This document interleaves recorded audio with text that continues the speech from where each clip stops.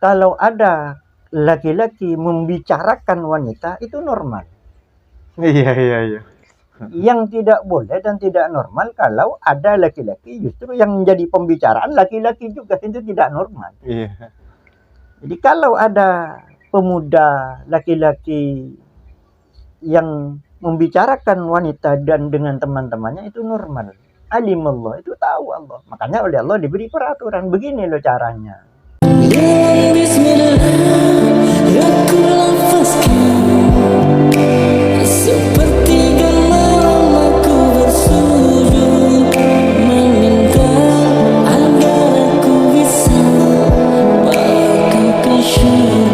Assalamualaikum warahmatullahi wabarakatuh. Kembali lagi bersama channel Catatan Sang Kiai. Karena di lingkungan kita banyak yang bertunangan, yang cowok dengan cewek, di samping iring kita tentunya banyak bertemu, dan tetangga-tetangga kita mestinya banyak juga yang anak-anaknya yang bertunangan.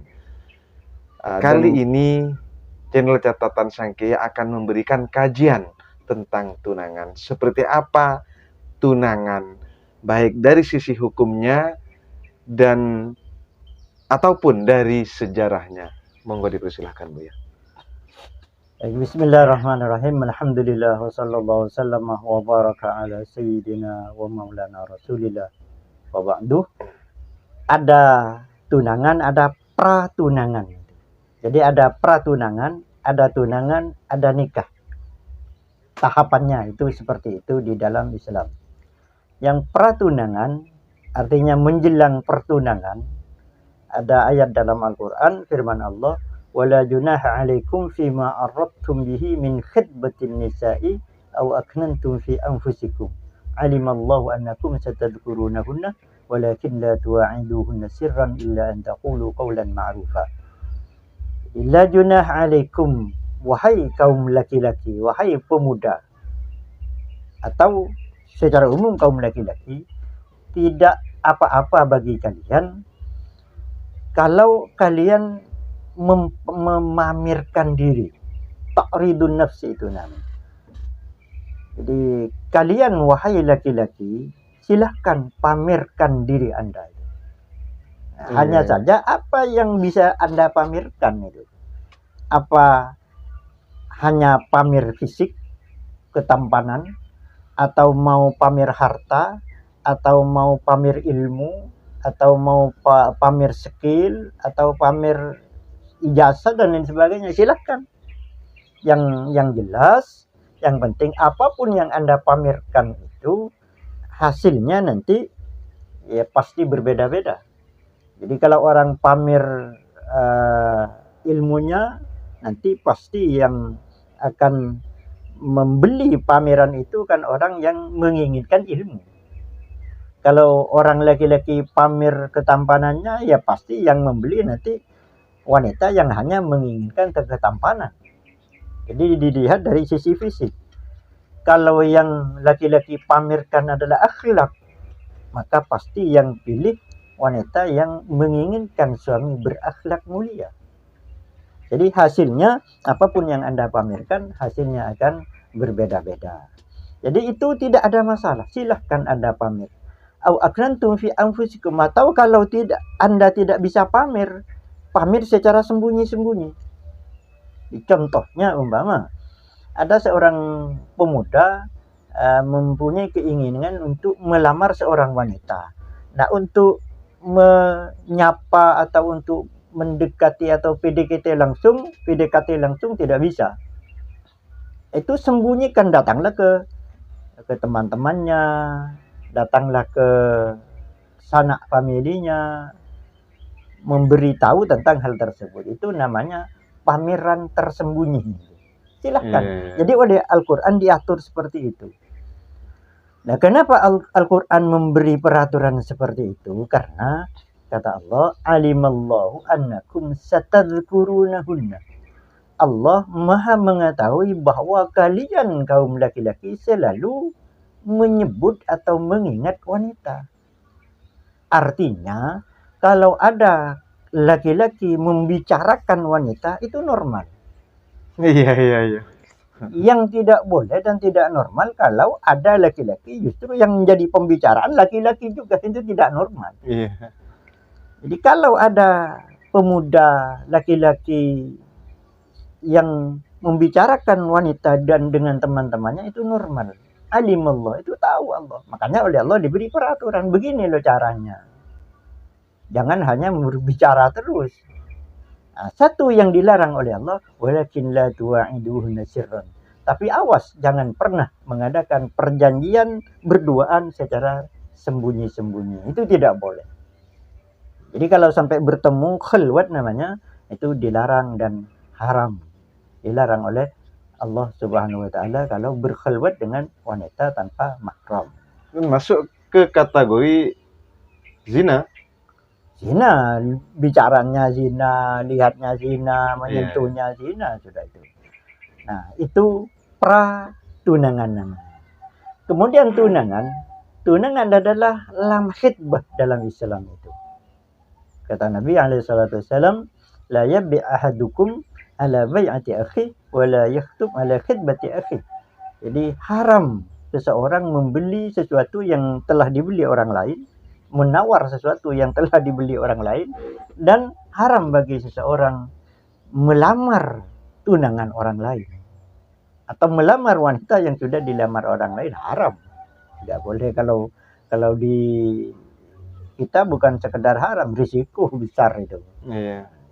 Itu tentang tunangan. Kemudian nikah ya pernikahan, akad artinya. Nah, dari semua itu, baik yang di pratunangan, tunangan maupun nikah, ada hadis Nabi SAW yang diriwayatkan Aisyah radhiyallahu taala anha. Aisyah berkata, kana nikahu qabla al-islami ala arba'ati. Jadi nikah atau pernikahan sebelum Islam itu ada 4. Yang pertama nikahul istibda namanya. Jadi pernikahan yang caranya pamer kemaluan. Jadi setiap orang memiliki anak perempuan dulu sebelum Islam, maka dipamerkan itu, dipasarkan. Artinya diobral. Silakan nanti yang yang wajib menikahi adalah orang yang harus ada yang bertanggung jawab untuk menikahi seterusnya. Kemudian yang kedua, pameran istibda juga, tapi terbatas. Jadi kalau ada orang mempunyai anak wanita, maka diundanglah, kalau sudah saatnya menikah, diundanglah beberapa orang laki-laki untuk menyetubuhi anaknya tersebut. Nanti kalau sudah hamil, dicari sidik jarinya siapa yang paling agresif dalam bersetubuh, itu yang wajib menikahi. Kemudian yang ketiga juga wanitanya atau anak perempuannya diobral, kemudian setelah hamil, setelah melahirkan, dicari paling mirip dengan siapa, itu yang wajib menikahi. Yang keempat adalah kata Aisyah radhiyallahu taala anha, kanikahinal yaum, seperti pernikahan dalam Islam, yakhtubur rajulu. Jadi ada seorang laki-laki meminang atau melamar seorang wanita dengan tanda, satu pertanda seperti cincin, seperti tukar cincin, seperti pakaian, itu tanda-tanda lamaran itu. Kemudian setelah beberapa saat dinikahi, diadakan pernikahan, diakad. Jadi tunangan ada di mana? Ada setelah lamaran dan sebelum pernikahan. Iya. Itu tunangan. Jadi bisa kadang-kadang seminggu, sebulan, setahun, 2 tahun itu pertunangannya itu. Dan ini ya, adapun hukumnya sunnah. Iya. Pertunangan. Hukum pertunangan sunnah Sunnah gitu, ya. Karena perintah dalam Islam. Ya, dan berikan lagi kepada pemirsa tentang larangan bagi siapapun untuk meminang lagi ataupun mengambil yang sudah menjadi tunangan orang lain, Bu ya. dijelaskan. Kan Buya barusan menyampaikan kalau sudah punya tunangan, ini haram hukumnya diambil orang, kan begitu kan Buya?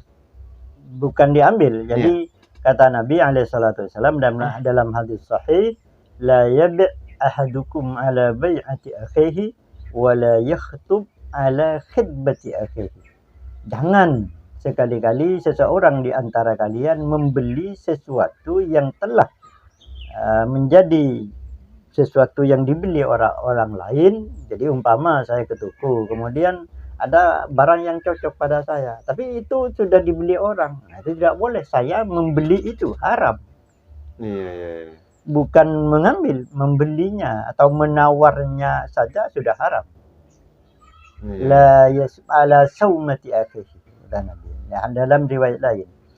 Kemudian juga melamar orang yang sudah menjadi lamaran orang lain. Jadi sudah jelas dilamar oleh wanita, sudah jelas dilamar orang lain kemarin. Nah sekarang ada yang datang mau melamar lagi. Itu haram. Tindakan melamarnya itu haram. Iya, artinya melamar tunangan orang lain, tunangan kan begitu orang kan? Lain. Karena tunangan itu dari batasnya dari setelah dilamar sampai pernikahan. Itu tunangan namanya. Iya. Artinya di masa tunangan itu belum boleh apa-apa, belum boleh menyentuh, belum boleh, masih tunangan. Statusnya tetap haram. Iya. Apalagi mencuri, kan begitu ya. Artinya mencuri tunangannya orang kan. Kadang kan ada juga di sebagian bahwa orang sudah sama-sama punya tunangan, namun kemudian dibawa pergi, dibawa lari, nikahlah di luar, kan begitu. Kalau pernikahannya mungkin sah. Kalau pernikahannya belum menjadi suami, belum menjadi istri orang. Iya. Tapi haram, pasti jelas haram itu. Iya. Haramnya ya haram yang sangat berat. Iya, membawa tunangan orang lain karena satu berhubungan dengan hukum Allah, kemudian berhubungan dengan hak dan kewajiban sesama manusia, itu sudah tindakan kezaliman, zalim sudah itu. Artinya haramnya dosanya dosa besar. Iya, terima kasih penjelasannya Buya. Dan kepada pemirsa, janganlah berusaha menculik tunangan orang lain, melainkan mencarilah tunangan sendiri di luar tunangan orang lain. Terima kasih. Assalamualaikum warahmatullahi wabarakatuh. Alhamdulillah.